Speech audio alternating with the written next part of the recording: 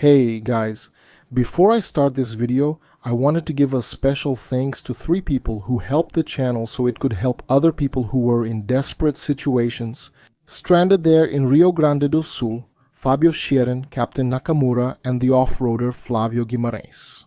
Thanks to them, 3 subscribers of the channel who were willing to receive the messages I was getting from these people. Several people were saved, so this video is a thank you to them and is dedicated to them. They saved many people. So the least I could do is to publicly thank these 3 individuals who were heroes in the midst of this tragedy. Thank you. We have people intimidated and trapped between criminal groups linked to drug trafficking. On one side, and on the other side, corrupt, authoritarian and incompetent authorities. A broken nation, increasingly divided and hopeless, with crime, high unemployment, humanitarian crises, and political instability threatening to break the country apart. Looking ahead, a century so devastating that it will be known as the century of humiliation. We're talking about 19th century China, but we could also be talking about 21st century Brazil. If urgent changes aren't made, and honestly they won't be, or the wrong changes will be made. The video focuses on Brazil, not China, so I won't discuss the Chinese aspect much, though it is important. Understand this, the 19th century was grotesque for the Chinese, because after 2000 years of strategic stability, always dealing basically with the same threats, everything changed very quickly.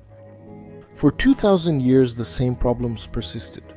Until the 19th century basically, the only threat to the Chinese was the nomadic threats from the Asian interior. And for that, they always had the same strategies, using buffer states to control or influence border kingdoms. Literally, sometimes they even paid bribes to the nomads to leave them alone, or they used walls to defend themselves. Sometimes this failed, but over 2000 years the outcome was positive and failures were rare. The second thing is that the Chinese always were more technologically advanced than their neighbors and even much more than the rest of the world. But also in the 19th century, this turned against them. The Europeans had reached the 4th technological singularity, large-scale automation, or the Industrial Revolution, while the Chinese remained at the 3rd singularity. So for the first time, the Chinese faced a threat coming from the sea and not from the Asian interior. For millennia, the sea had been their safe area, but now, for the first time, they faced a threat there, and for the first time it was technologically superior. So you ask, what does this have to do with Brazil? I reply that we share some parallels. Similar things aren't the same, but they're similar. That can and probably will result in the same problems for Brazilians in the 21st century that the Chinese had in the 19th century. I'm basically talking about a phenomenon called warlordism, you'll understand soon. The first problem is that Brazil was created in a splendid cradle in 519 years, mainly the Brazilian territory. Some will say Brazil didn't exist then since it was part of the Portuguese Empire, but that's not the point, and I don't have time for details.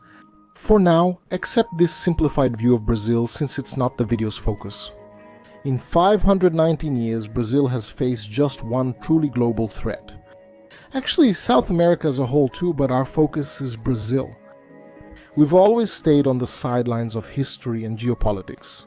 Almost nothing very interesting has happened here, to the point of shaking the world order or disrupting geopolitics. In just 519 years, the 30 Years' War reached here during the Dutch invasion of northeastern Brazil in the 1630s and 1640s. Still, that was only in a very specific and limited way. Otherwise, we just observed from a distance. That's how the myth began, that life would be better here since we don't have wars and so on. Not even the First or Second World War, which devastated parts of Eurasia, reached here. I know you'll mention submarines bombing Brazilian ships, but it wasn't a direct attack on Brazil's territory or caused any structural damage. And not even the Cold War was fought here directly, it was only fought indirectly. No NATO or Soviet troop buildup, no nuclear war risk, nothing like that. Except for Cuba, which is in the Caribbean, not South America.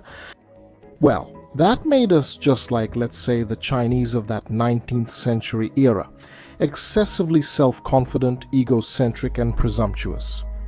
The Chinese already had millennia-old infrastructure in the 19th century, much of which is still in use today, because they lived through wars among themselves and at times with the nomads I mentioned.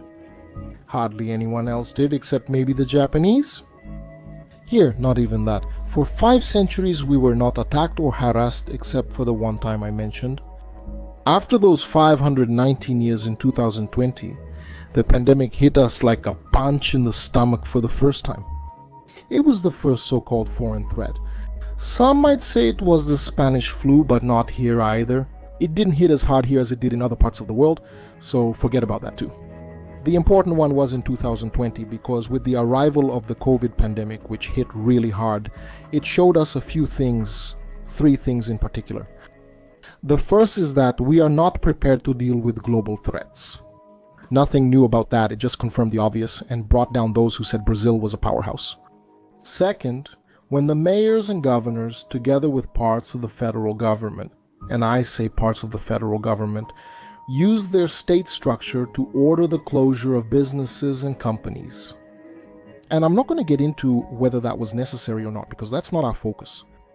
But even with emotional resistance, let's say, or psychological and political pressure, the people were subjected to it. So it became clear that the people are not able to resist state authority because, well, they're simply unarmed. So the pandemic showed the control that the Brazilian state, despite ironically being almost completely dysfunctional and disorganized, still manages to have a good capacity for civil suppression. However, only over part of this population, because on one side of the street we saw shopkeepers closing their doors because there were 5 city inspectors and 10 police officers providing backup. Across the street, the drug dealing and traffickers' resale spots stayed open and active, which shows that either the Brazilian governments, I say this in the plural because we have municipal, state and federal authorities, either the Brazilian governments are deeply infiltrated by corruption associated with drug trafficking, or they just lack the strength to handle organized crime, which, as I said, is already able to arm itself. And which of the two is more likely? Well, both, depending on the degree, the region, the scale, and so on. The third was the summary attempt to suppress social media, because basically the mainstream media had almost completely lost its credibility and reputation with the public.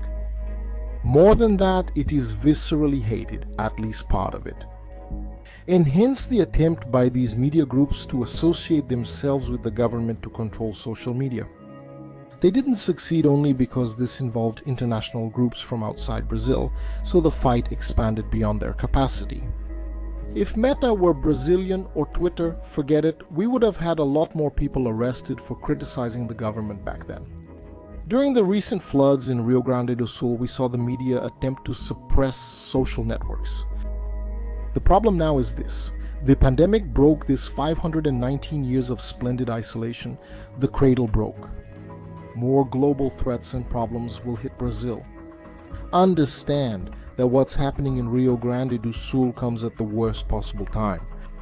The timing of this was the worst possible. This disaster will trigger a chain reaction of more crises.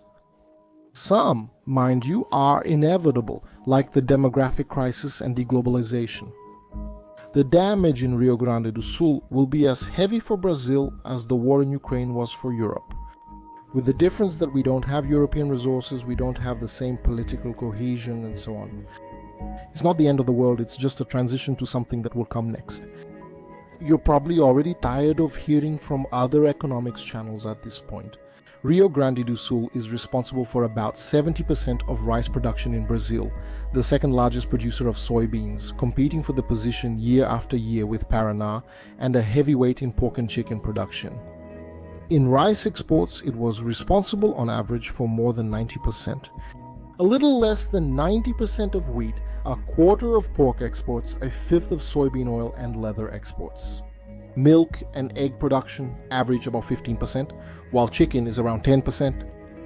Now, right away in the short term, I'm not so worried because as we gather information, it's not that concerning.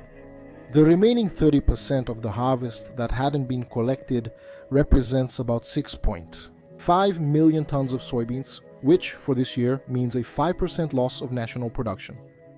You don't eat soybeans, okay? But cattle, chickens, domesticated animals eat soybeans. For rice, 78% of the 2023 and 2024 crops had already been harvested. The remaining 22% equals 1.6 million tons, representing 16% of the national crop. So yes, it's a lot and it will affect you, but it's nothing so apocalyptic. Can it be recovered? And we still don't know the damage that was done to the grains that had already been harvested and were stored in silos, because some of them were affected. At least for now, while I'm recording this video, we still don't know. So maybe it's worse, but it's still within a limit. Corn was already about 83% harvested, leaving 17% remaining. 1.4 million tons, or 6% of the national harvest. And corn, just like soybeans, impacts animal feed. So it reaches you in the form of this cost, in the form of buying meat. Livestock farming will feel the increase and pass it on. The livestock farming I'm referring to, which will pass on the increase, comes from unaffected areas in the rest of the country. Because Rio Grande do Sul is an important hub for pork and chicken meat production, as I mentioned just now, which are exactly the cheapest types of meat. We don't know how big the blow will be yet, but I'm warning you it will be significant. Although it will still be absorbed by the market, because these impacts are short-term and can even be softened, there are ways to ease this. Even by private initiative, it doesn't even need government intervention or help. In fact, it's better if they don't get involved.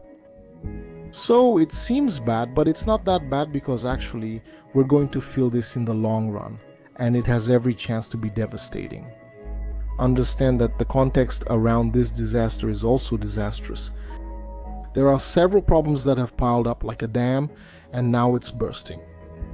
According to the Federation of Industries of the state of Rio Grande do Sul, 91% of the factories were underwater. And that's exactly where the regions that concentrate most of the state's jobs are located. The impact on the state's economic activity would be 94.3%.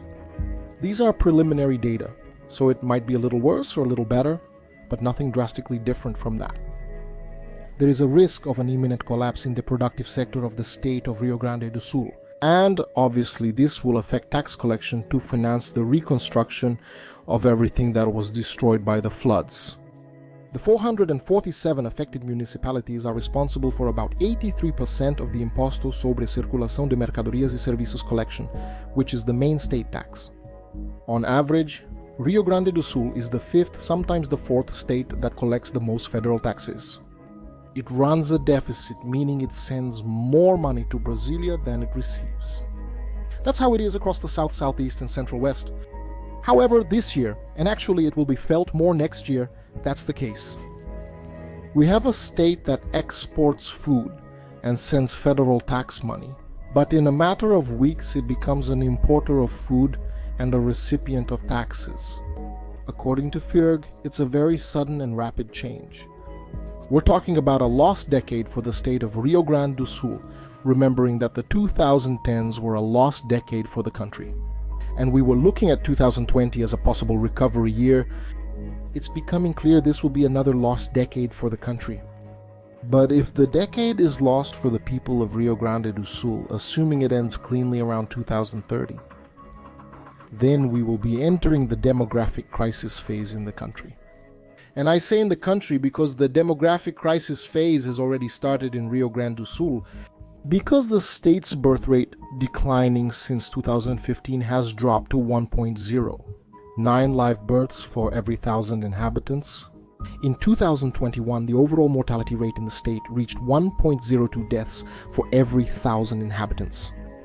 Life expectancy in the state will probably also drop in upcoming surveys. But until then it was at 83 years, which makes it the fifth state with the highest life expectancy. The median age in Rio Grande do Sul is 38, the highest in Brazil.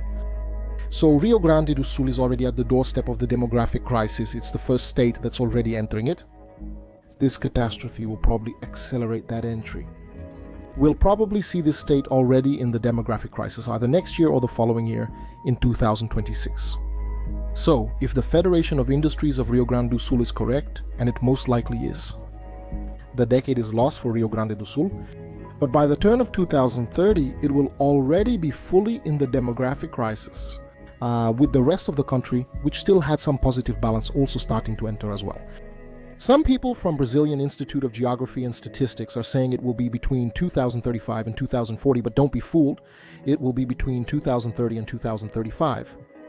So there will be no reconstruction of Rio Grande do Sul to the level it was before this situation. The state will be different when this process ends, and I don't know when that will be.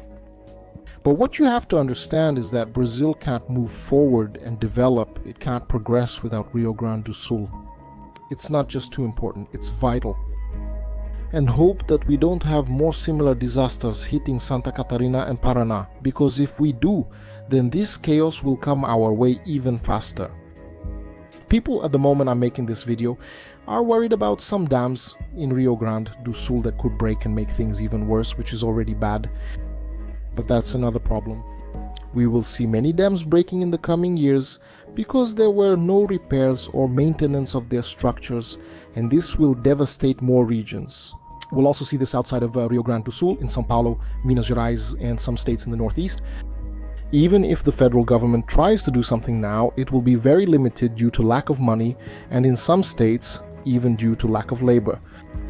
One of the consequences of the demographic crisis is the degradation of the existing infrastructure.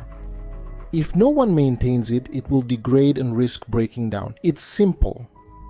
In the coming years, we will see a lot of infrastructure simply deteriorating due to lack of maintenance throughout the entire country. Dams, bridges, roads, rail networks that are already in poor condition, and so on. Poverty will rise in Rio Grande do Sul, so we'll likely see people immigrating from there, mainly to Santa Catarina. Nothing major, like a mass exodus from Rio Grande do Sul. But a number that will probably be enough to put pressure on the small state of Santa Catarina, which had already been struggling with increased migration in recent years. This will lead to a huge increase in Santa Catarina's real estate network, which was already growing. And it will cause crime problems. A problem that the federal authorities there have been reporting to me. When this flood crisis first started, there was a fear that it would increase drastically because of the disaster in the state, especially in Porto Alegre, Lajeado, and Arroio do Meio, cities that are small but serve as logistical points for drug trafficking. And this situation would lead to a gang war. As time went by, after about 2 weeks, this ended up becoming real and will probably continue in the coming years. Santa Catarina will experience both physical and demographic issues from Rio Grande do Sul. But that's not all. As I mentioned, the federal government will miss Rio Grande do Sul's money, and someone must cover that loss. We will see some kind of measure to try to extract even more taxes from São Paulo, Minas Gerais, and Paraná, states that are already suffocated by taxes, as well as more and more taxes for the rest of the country. The problem is that even with Rio Grande do Sul being functional, we were already seeing the risk of a socio-economic breakdown in the coming years because of the taxes. To maintain an absolutely inefficient and almost non-existent state structure, and they will, mind you, they will have to raise taxes to cover the government's spending gap, because we still have the pension deficit, which will be epic, it will be historic. Because if in 2022 we had 61 million taxpayers supporting 31 million pensioners, which means more than 2 people supporting one, in the 2030s it will be less than 2 people. And even though the estimates indicate a 1-to-1 ratio, that is 61 million beneficiaries for 60 million taxpayers by 2050, you can be sure that these estimates are overly generous. We'll probably see this much sooner, even before 2040. And just to be clear, it's not that Social Security will collapse when it reaches 1 beneficiary for every taxpayer. No, it will have already collapsed long before that. And not just Social Security. The Brazilian judiciary is by far the most expensive in the world, in fact, very likely the most expensive in all of history, in humanity. However, even so, we are still known as the country of impunity, of slow justice.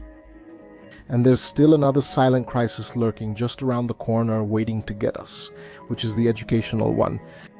In the 2000s and early 2010s, the Lula government chose to invest in education. so far. Okay, that's very good. But it didn't invest in basic education in the long term, aiming at the intellectual development of the population. No, he wanted to show results right away. And for that, he, let's say, cut in line, threw money at it. In higher education, he skyrocketed the number of federal universities in Brazil and obviously had to open up positions for professors and administrative staff. But we're already seeing that some federal universities aren't filling classes due to a lack of students. This will worsen as the demographic crisis unfolds. In the private sector, no students means closing the course or the whole college, but not here. We're talking about public exams. So even without students, these people keep getting paid. That's a long-term cost for 20 or 30 years until they retire and then keep getting paid for another 30 or 40 years. So that deficit never closes. So these are mandatory expenses that will have to be covered for at least the next 40 or 50 years. Investing in infrastructure is optional for the government. Spending on personnel is mandatory. And we still have the perks of politicians, from the various city halls around Brazil to the state governments and the federal government. Someone has to work to support Congressman Tiririca's and his colleagues' clothing allowances. Someone has to keep the gasoline and drivers for the judges running. Someone has to pay for the prosecutors' iPhones in the public ministry spread throughout the country. Someone has to pay for the jets and hotels to take the Supreme Court ministers and government secretaries on trips. Someone will have to pay, and it will be the private sector. And as revenue decreases and expenses increase, what the government will do is raise taxes even more. In a society that is on the verge of becoming dysfunctional because of excessive taxes. Understand that, to cover this gap in public spending, there's no secret. We should generate wealth, not print money, since printing money doesn't create wealth. But without infrastructure and labor, you can't create wealth, and without money, you can't build infrastructure. Even if the Brazilian government gets funding, there won't be enough workers to complete all the necessary tasks. With the government raising taxes more and more, there will be more political polarization and fewer people willing to become entrepreneurs.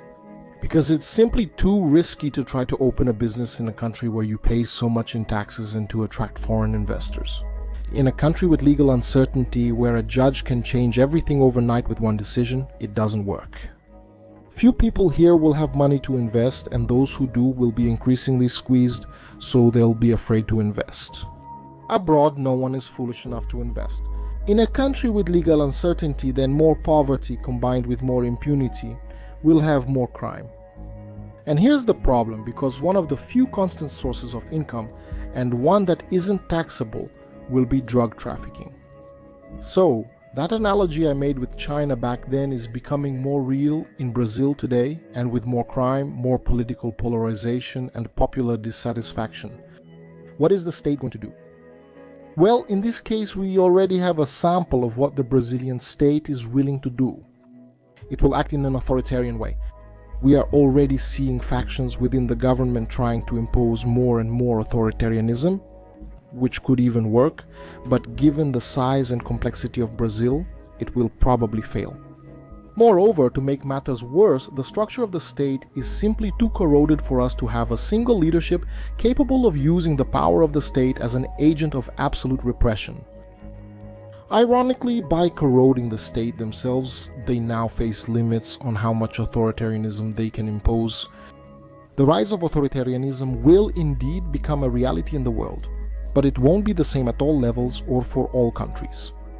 Developed countries will have more mechanisms to impose totalitarian and centralizing agendas. Brazil won't. We will move towards a Mexicanization, or as I said before, a warlordism similar to 19th century China, where the country was divided by military leaders connected either to the state or to organized crime. Of course, this won't happen quickly. You won't go to sleep on Sunday night and wake up with everything exploding on Monday morning.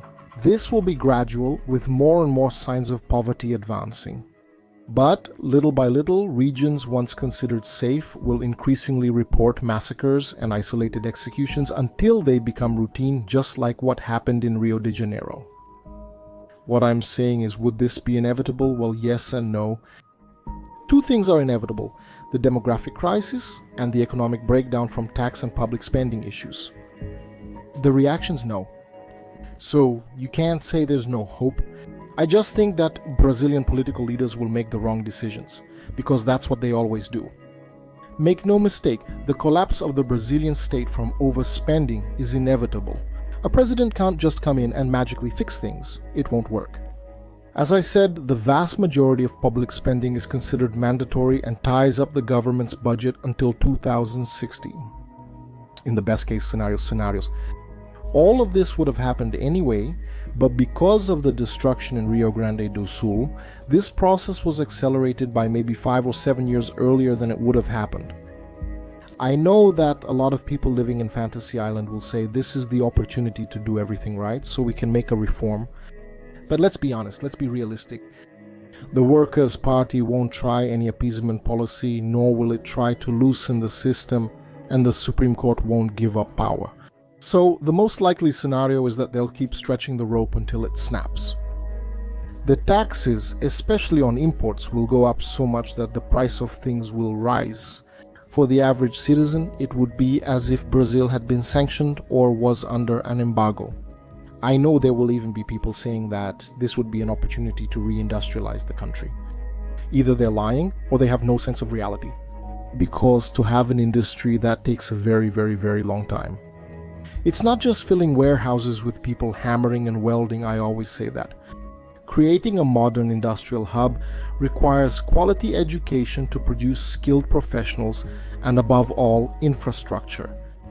We don't have and we won't have either of those. The infrastructure, because there won't be money to build it. And even if they allow the private sector, as some liberals think would be the solution, that would even help, no doubt, but it would also take a long time, more time than necessary. Besides, as I said, the private sector will be increasingly suffocated by taxes. It already is, but it can't work miracles. Besides, Brazilian legislation is huge, huge. There are so many regulatory laws that have piled up over decades and gained huge momentum. After the 1988 Constitution, probably the worst constitution that could exist in the world, which limits any maneuver for development and innovation. By the way, this is a problem in many Western democracies, and it ends up affecting Latin America as well. The bureaucratic process has been piling up over decades, growing and swelling.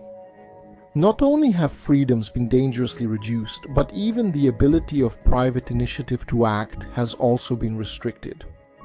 And also that of the state itself, in a way. It's like an animal that's so fat its legs can't support it.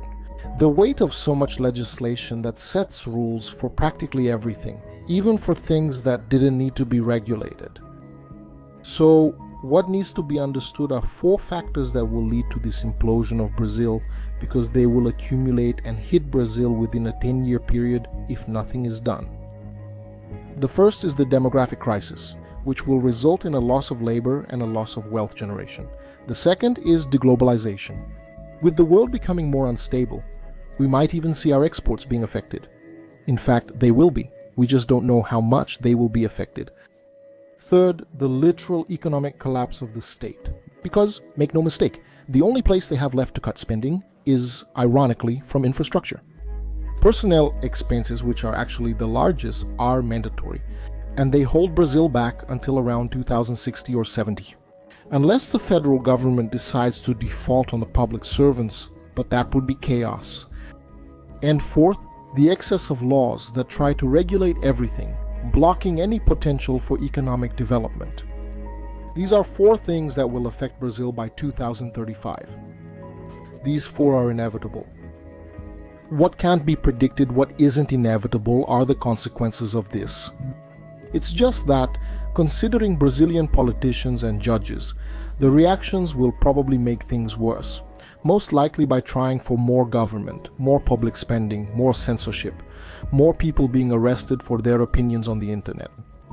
To the point where nothing will work anymore. But of course, that's just a guess. Who knows? Maybe a ray of light will fall from the sky and enlighten their minds. Anyway, understand that it's not the end of the world, it's a transition. And there's no way to escape this transition. And we also don't know what's coming next. That would just be a wild guess. We are in the era of harvest. The people who were between 20 and 50 years old back in the 70s, 80s, and 90s should have planted, but they didn't do that. And now the consequences are coming. Those aged 20 to 50 from 2025 to 2050 will have to pay that price.